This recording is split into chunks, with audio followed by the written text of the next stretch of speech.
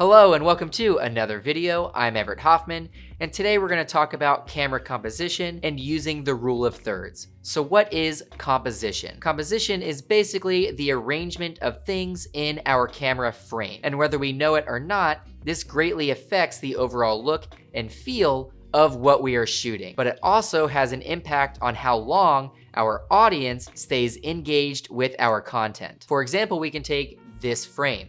I'm placed on the left side of frame, and we kind of have this open space on the right. And this open space kind of allows the frame to breathe a little bit. And I'm positioned in a way to where I'm not too close to the camera to where I feel overbearing, and I'm not too far away to where it feels like you can't hear me. I'm placed at like a midpoint to where it feels comfortable, and it allows the audience to feel like they're either in the room with me or sitting at the desk with me. And you might not watch for as long if I was framed like this or like this. Now, there's no cut and dry way in choosing the correct composition. That entirely depends on you as an artist and the look and the feel and the mood that you're going for. Now, if you struggle with composition, luckily there's a set of rules and guidelines that we can follow to help us improve our composition skills. And the first one, or the most common one, is the rule of thirds. So what is the rule of thirds? The rule of thirds is basically a giant tic-tac-toe board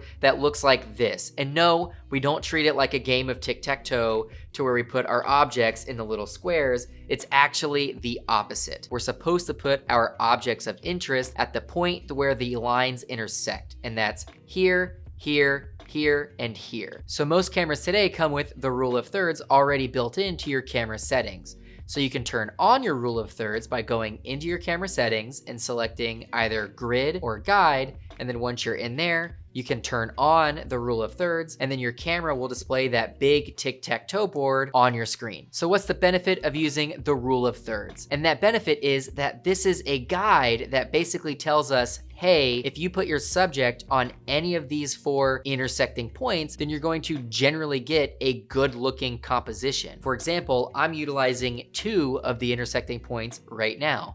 My head is on the top intersecting point, and my body is on the bottom intersecting point. And I'm not really concerned about these other 2 over here. And that's completely fine because my frame still looks like a good composition. Now, that just goes to show that you don't have to use all 4 intersecting points to get a good composition. You can just utilize 1 intersecting point if you want to, or you could use the bottom 2 intersecting points, or you can use the right 2 intersecting points, or you can use the top 2 intersecting points, or as we could see, the left 2 intersecting points. So if you use the rule of thirds as a guide, you know you're generally going to get a good composition. So that's the benefit of utilizing the rule of thirds. Stick to those intersecting points and just play around with it and see what you can come up with. Just remember, this is a guide to help you get a better looking composition. So that's all I got for this one. Tune in next week when I cover the different shot types. Let me know if you have any questions about the rule of thirds in the comments below. As always, like and subscribe for more content like this. Skiddly bop that bell to be notified when I post another video.